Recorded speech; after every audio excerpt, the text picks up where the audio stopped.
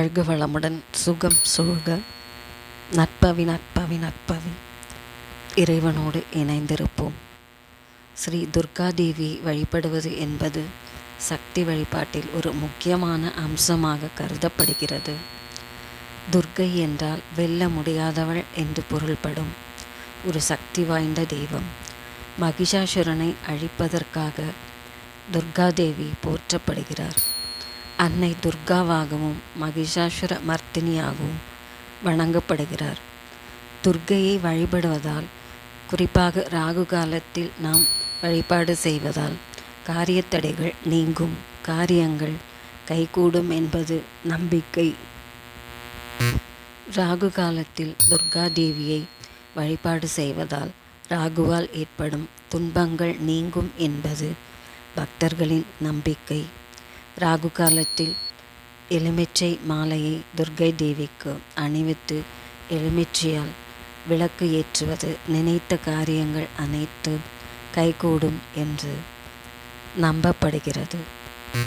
துர்காதேவியை வழிபடுவதால் தீமைகள் அனைத்தும் விலகி நன்மைகள் அனைத்தும் உண்டாகும் என்று பக்தர்களால் நம்பப்படுகிறது. நவராத்திரி நாட்களில் துர்க்கையின் 9 அவதாரங்களை வழிபடுவது மிகவும் புனிதமானதாக கருதப்படுகிறது. துர்க்கைக்கு சிவப்பு மலர்கள் சாற்றி அர்ச்சனை செய்வது சிறப்பானது.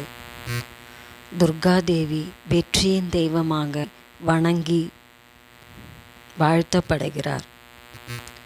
துர்க்கை அம்மனின் வழிபாடு குடும்பத்தில் உள்ள அனைத்து கஷ்டங்கள் மற்றும் துன்பங்களை நீக்கும். செவ்வாய் மற்றும் வெள்ளிக்கிழமைகளில் ராகுகால வேளையில் துர்க்கை அம்மனை வழிபடுவது ராகுகேது தோஷங்களை நீக்கும். துர்காதேவியின் வழிபாடு சகலவிதமான செல்வங்களையும் அள்ளி வழங்கும். இது தொழில் விருத்தி மற்றும் வாழ்வில் முன்னேற்றத்தை தந்தருளும்.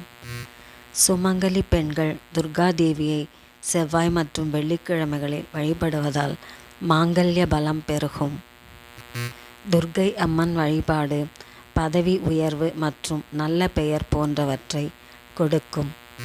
ஸ்ரீ துர்காதேவியை குங்கும அர்ச்சனை செய்து வழிபட்டு வரலாம்.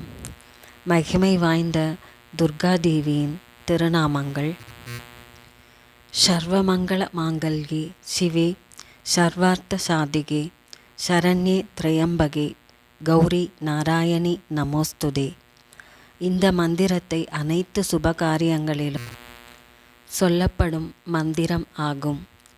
துர்காதேவி அனைத்தையும் விட புனிதமான மங்களகரமான கடவுள் ஆவார். 3 உலகிற்கும் கடவுளான துர்க்கைக்கு மிகவும் பிடித்த மந்திரம் இதுதான்.